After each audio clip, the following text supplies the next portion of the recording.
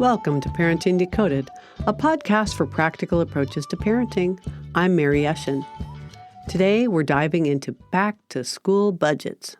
And listen, I'm not here to tell you to make your own glue sticks or anything crazy like that. I'm here to talk about how I went from being a human ATM machine, spending $100 per kid on supplies, to actually teaching my children about money and spending way less in the process. If you're listening to this while your kids are asking for their third snack of the morning, buckle up. We're going to make this practical and quick. Okay, confession time. I used to be that mom. You know the one, the helicopter parent who saw the teacher's supply list as a personal challenge. Not required? Doesn't matter. I was going to support the school and be the most prepared parent ever. Picture this.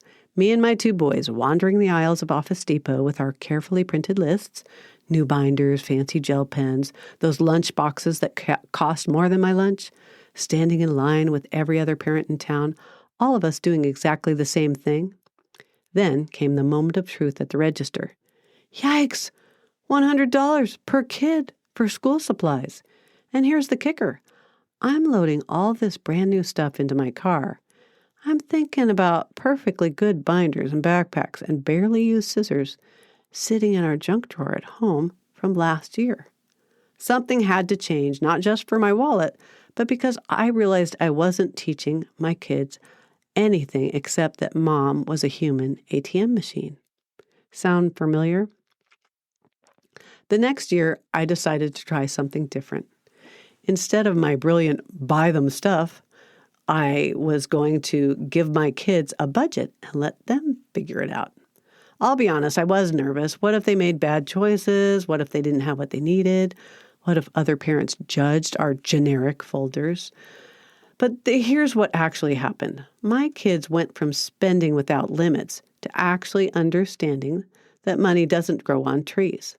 And it happened in just one school year.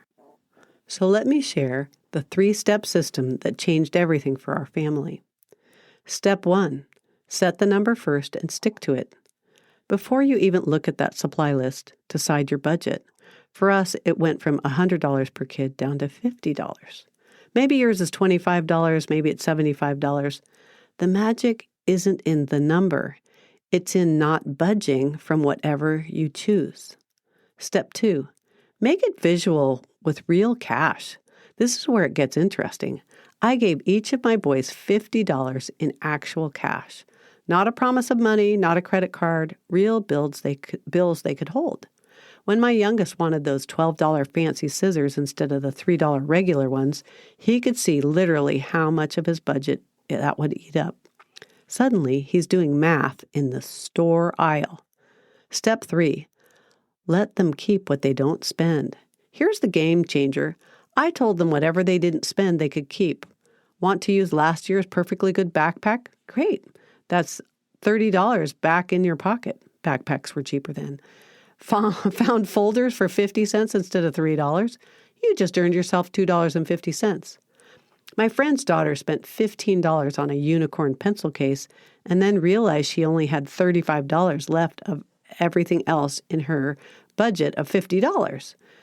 Those generic folders suddenly looked really appealing. But here's what I love about this system. I'm not the bad guy anymore. I'm not saying no to fancy stuff. They get to decide what matters most to them and fill their carts themselves. Now, let's be real. This isn't always smooth sailing. There are definitely some tears in that first year, especially when my younger son realized he couldn't afford both the light-up pencil case and the scented erasers. But you know what? He survived. And more importantly, he learned.